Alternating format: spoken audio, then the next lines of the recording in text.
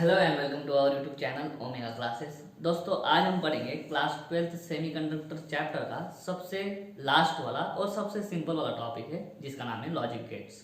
ठीक है, ये लॉजिक गेट की आपको थोड़ी बहुत आइडिया होगी। मैथमेटिक्स फर्स्ट में मैथमेटिकल लॉजिक चैप्टर आपने पढ़ा होगा।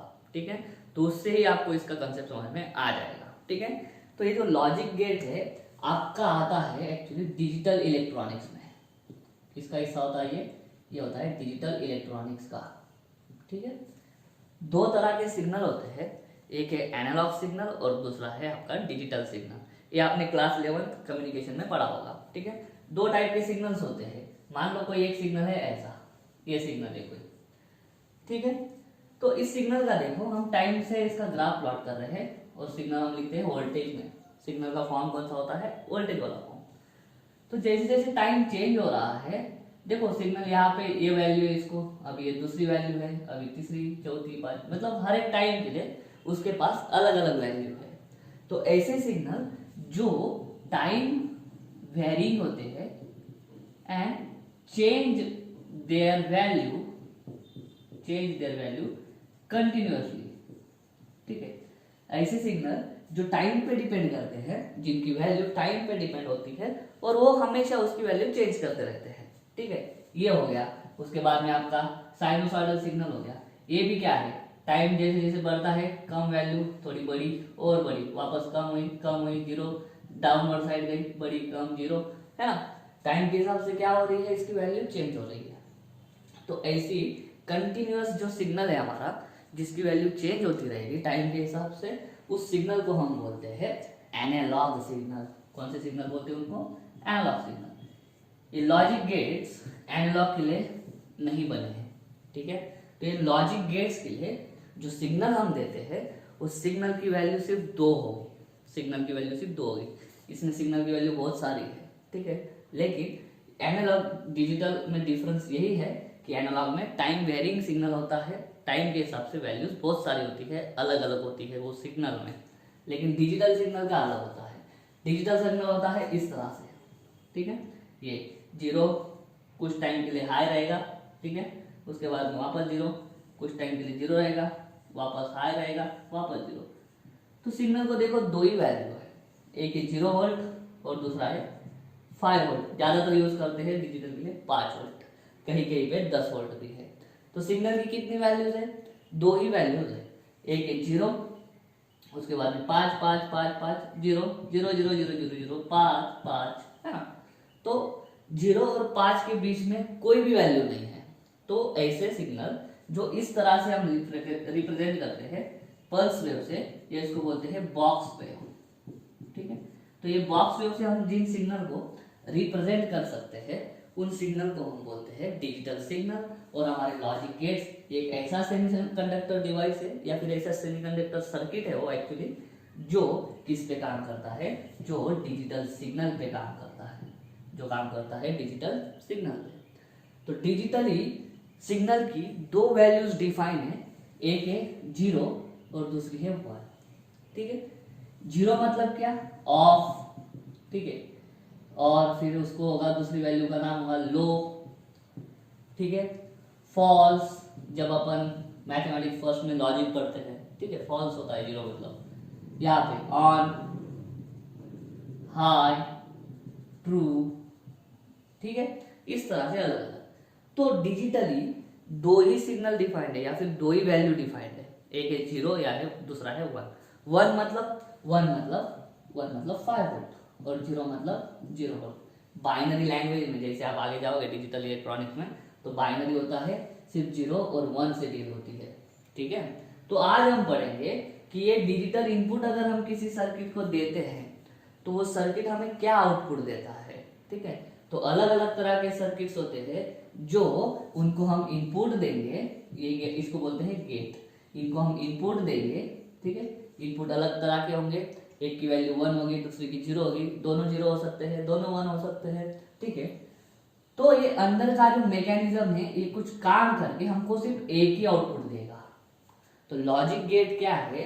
लॉजिक गेट को 1 और मोर इनपुट्स होंगे, लेकिन उसके आउटपुट में सिर्फ और सिर्फ एक ही वैल्यू आएगी। तो लॉजिक गेट जो है, तो लॉजिक गेट क्या है, आपका एक सेमीकंडक्टर डिवाइसेस से बना सर्किट है। डिवाइसेस कौन कौन से होंगे, डिवाइसेस होंगे ज्यादातर डायोड्स एंड ट्रांजिस्टर्स। तो डायोड्स एंड ट्रांजिस्टर्स से बना हुआ हमारा लॉजिक गेट क्या होता है, एक सर्किट होता है। उसको एक या एक से ज्यादा इनपुट होते हैं, 2 भी होते हैं, 3 भी होते हैं, 4 भी हो सकते हैं, 5 भी हो सकते हैं, लेकिन उसके आउटपुट में सिर्फ और सिर्फ एक ही वैल्यू आएगी। तो इस तरह के सेमीकंडक्टर सर्किट को हम बोलते हैं लॉजिक गेट्स। ये लॉजिक गेट सिर्फ और सिर्फ काम करते हैं डिजिटल सिग्नल्स पे, उनको हम एनालॉग सिग्नल इनपुट में नहीं दे सकते, वो काम नहीं करेंगे क्योंकि इनका फिक्स होता है। ठीक है, फॉर एग्जाम्पल अगर कोई कलर पे काम चल रहा है, अगर बोला सिग्नल रेड है, ठीक है, सिग्नल रेड है तो गाड़ी जाएगी, सिग्नल ग्रीन है तो लाइट रुक जाएगी। ओ सॉरी, सिग्नल उल्टा बोल दिया मैंने, सिग्नल ग्रीन है, ठीक है, तो light, signal green, light green, तो गाड़ी पास होगी। ठीक है, और मान लो अभी अलग तरीके से बोलते हैं कि ग्रीन नहीं है, लाइट, ग्रीन लाइट ऑन और ग्रीन लाइट ऑफ। ठीक है, अगर ग्रीन लाइट ऑन है तो गाड़ी पास होगी, ठीक है, पास होने देगा वो। ठीक है, अगर ग्रीन लाइट ऑफ है, अगर ग्रीन लाइट ऑफ है तो अपने को क्या पड़ेगा, अपने को रुकना पड़ेगा, स्टे करना पड़ेगा। ठीक है, लेकिन अगर कुछ ऐसा फॉल्ट आ गया, ग्रीन भी नहीं हो रहा है और बंद भी नहीं है, बीच में ही कुछ जैसे डीम होता है, डीम सिग्नल आ गया ना तो गाड़ी पे जो बैठा है वो कंफ्यूज हो जाएगा, जाना है कि नहीं जाना है। क्योंकि जब पूरा ग्रीन होता था, पूरा ग्रीन, तो क्या था, आराम से हमको समझ में आ जाता था कि चलो पास होना है। पूरा बंद हो जाता था लाइट तो हमको समझ में आ जाता था कि चलो रुकना है। लेकिन बीच में कहीं अटक गया तो हमको समझ में भी नहीं आएगा कि ग्रीन होना चाहता है या बंद होना चाहता है लाइट, तो हम सिग्नल को ढंग से समझ नहीं पाते हैं। तो डिजिटल सर्किट का भी वैसा होता है, एक तो उसका पूरा ऑन करो, ठीक है, पूरा फुल ग्रीन करो, या फिर पूरा का पूरा और इनपुट क्या रखो, बंद रखो। ऐसे 2 वैल्यू पे ही क्या कर सकता है, हमारा लॉजिक गेट काम कर सकता है। इसीलिए लॉजिक गेट एनालॉग पे डिफाइंड नहीं है, लॉजिक गेट सिर्फ और सिर्फ डिजिटल सिग्नल पे काम करता है। लॉजिक गेट के अंदर क्या होते हैं, गेट और ट्रांजिस्टर्स और डायोड्स होते हैं। ठीक है, तो अभी ये जो लॉजिक गेट्स है कितने हैं, उन सारे लॉजिक गेट्स के बारे में पढ़ेंगे। लॉजिक गेट का बुलियन एक्सप्रेशन क्या होता है, ट्रूथ टेबल क्या होता है, सिंबल क्या होता है और लॉजिक क्या होता है, वो सारी चीजें हम पढ़ेंगे हर एक गेट के बारे में। ठीक है, उम्मीद करता हूँ यहाँ तक बेसिक आपको समझ में आ गया होगा। चलिए अभी देखते हैं एक एक गेट को। चलो दोस्तों, एक एक गेट के बारे में पढ़ते हैं। सबसे पहला जो गेट है सिंपल सा, उसका नाम क्या है, नॉट गेट। नॉट गेट या निगेशन गेट भी इसको बोलते हैं। देखो इसमें क्या होता है, आउटपुट हमको जो मिलने वाला है वो क्या होगा, इनपुट के उल्टा, इनपुट का कॉम्प्लीमेंट भी बोल सकते हो।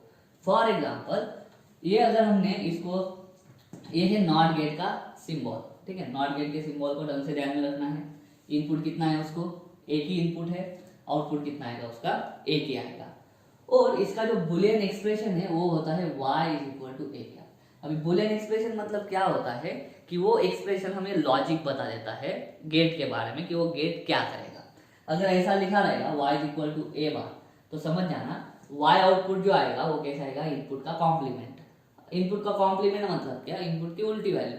अगर इनपुट हमने 0 दिया है तो ये आउटपुट हमें क्या देगा, 1 देगा, मतलब हाई देगा। ठीक है, अगर इनपुट हमने 1 दिया है तो ये उसको उल्टा कर देगा, मतलब क्या कर देगा, 0 कर देगा। ठीक है, इसको हम बोलते हैं निगेट, निगेट करना। ये क्या करता है, गेट निगेट कर देता है। y = negate a। Negate a मतलब क्या, a की जो भी वैल्यू है उसको उल्टी कर दो, 0 है तो 1 कर दो, 1 है तो 0 कर दो। ठीक है, तो बुलियन एक्सप्रेशन, ये जॉर्ज बुल नाम के एक साइंटिस्ट थे जिन्होंने गेट बनाने का काम किया था। तो उनके साइंटिस्ट के लिए जो भी हम यहाँ पे एक्सप्रेशन लिखेंगे उसको बोलते हैं बुलियन एक्सप्रेशन। ठीक है, जॉर्ज बुल थे, जॉर्ज बुल। ठीक है, तो उसके वजह से सॉरी, ठीक है, तो ये उनका जो लास्ट नेम है वो आप उसको एन लगा दिया और बोल देंगे जो जहाँ पे एक्सप्रेशन लिखते जाएंगे उसको बोलेंगे बुलियन एक्सप्रेशन। ठीक है, तो इसके लिए बुलियन एक्सप्रेशन बनता है y = a बार। और अभी ट्रूथ टेबल पढ़ते हैं। ट्रूथ टेबल क्या होता है, ट्रूथ टेबल हमको इनपुट और आउटपुट के बीच में रिलेशन बताता है। ट्रूथ टेबल हमको इनपुट और आउटपुट के बीच में रिलेशन बताता है, कितने पॉसिबल इनपुट्स हम इसको दे सकते हैं और उन इनपुट्स के करस्पॉन्डिंग कितने आउटपुट हमें मिल सकते हैं। तो यहाँ पे एक ही इनपुट है और हमारा डिजिटल सर्किट है, तो डिजिटल में एक ही इनपुट अगर है तो ये एक ही इनपुट की कितनी वैल्यू हो सकती है, तो 2 वैल्यू हो सकती है ज्यादा से ज्यादा। क्या होगा, इनपुट की 2 वैल्यू डिजिटल पे काम करता है, एक तो 0 होगा, एक तो इनपुट हमारा क्या होगा 1 होगा। आउटपुट क्या होगा हमारा, क्या कर रहा है निगेट, मतलब उल्टा कर दे रहा है। 0 रहा तो आउटपुट में 1 देगा, 1 रहा तो आउटपुट में क्या देगा 0 देगा।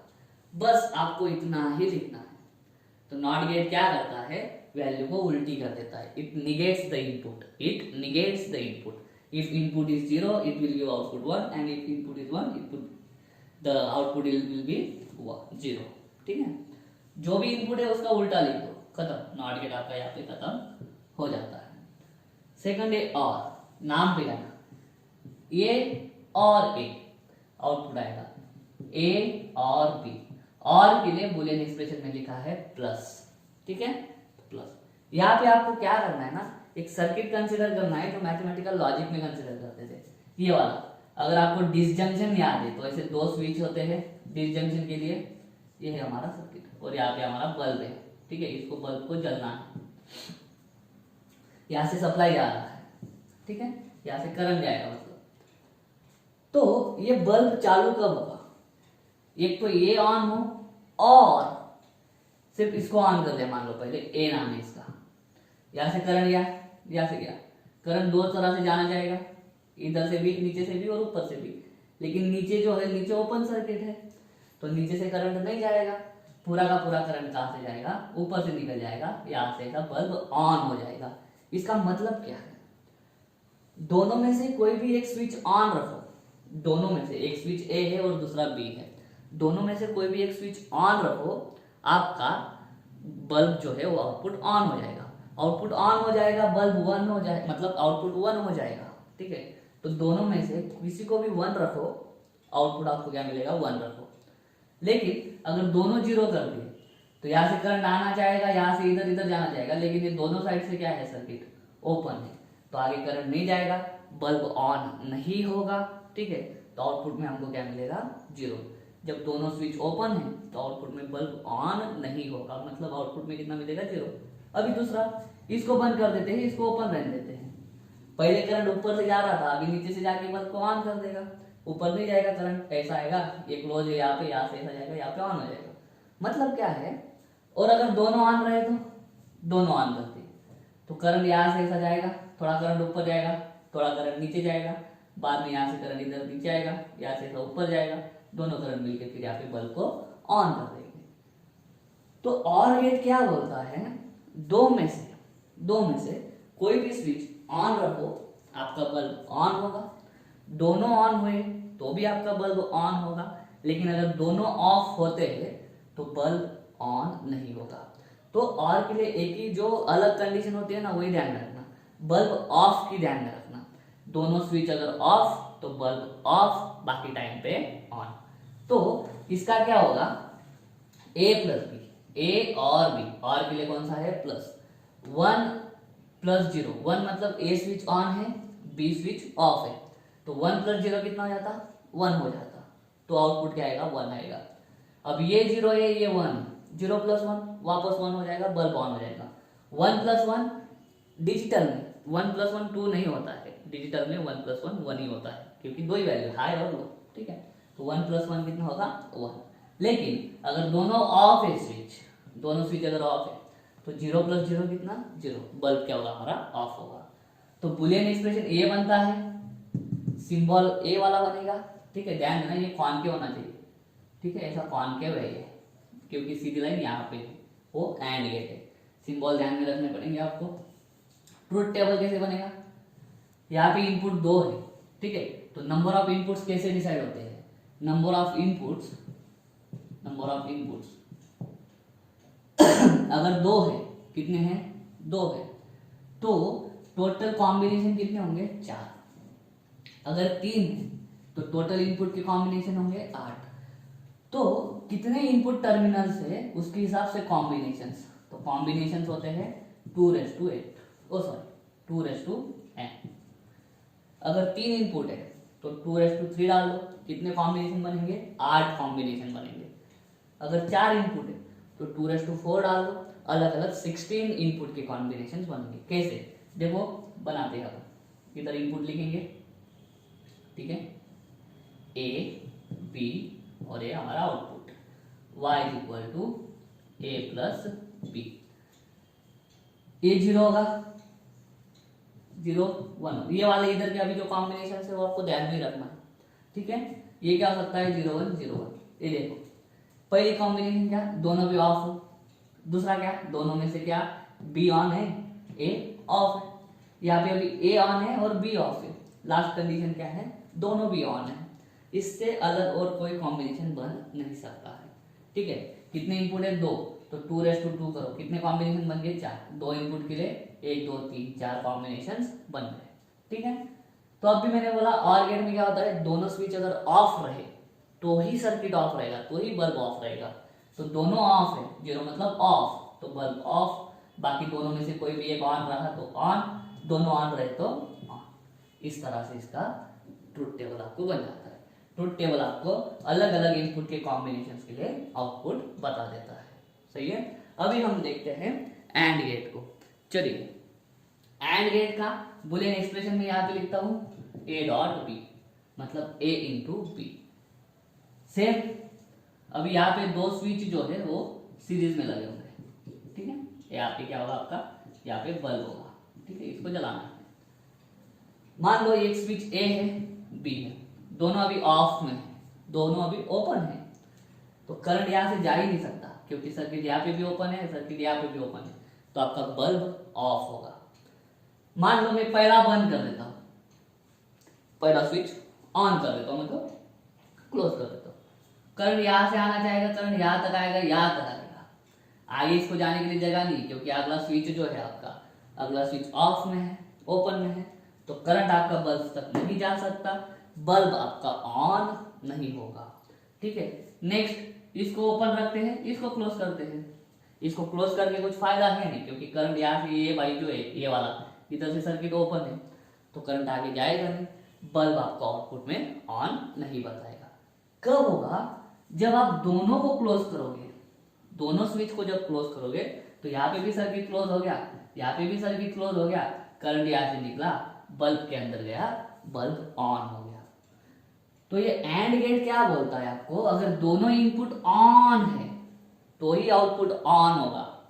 और क्या बोलता है, दोनों में से कोई भी एक ऑन करो या दोनों ऑन कर दो, ऑन हो जाएगा। बंद कब होगा, जब दोनों बंद होंगे, जब दोनों बंद तो बंद, बाकी टाइम पे चालू। यहाँ पे उल्टा होगा, ठीक है। यहाँ पे चालू के लिए कंडीशन बतानी पड़ेगी। तो y is equal to A dot B, 0 into 1 0, 1 into 0 0, 0 into 0 0, 1 into 1 1, ऐसा, ठीक है। 1 कब आएगा, जब दोनों 1 होंगे, दोनों में से कोई भी एक अगर 0 हो गया तो आउटपुट क्या आएगा, 0। वही बनेगा ट्रुथ टेबल हमारा।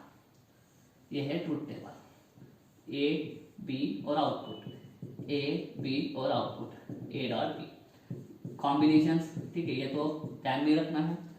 दोनों स्विच जब 0 थे तो करंट जा नहीं रहा था, 0, दोनों में से कोई बंद, 0 0, ऑन कब होगा, सिर्फ दोनों स्विचेस अगर क्लोज होंगे, दोनों स्विचेस अगर क्लोज हो गए तभी आपको क्या मिलेगा, आउटपुट मिलेगा।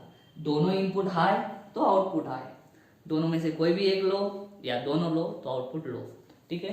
इसके लिए आपको ये नीचे वाली कंडीशन ध्यान रखना है, ठीक है। तो ये है हमारे पहले 3 लॉजिक गेट्स। इसके बाद में भी हो रहे और हमको देखना है नॉर, नैंड और एक्सऑर। ये 3 गेट देखते हैं, उसके बाद में आपका चैप्टर खत्म हो जाएगा।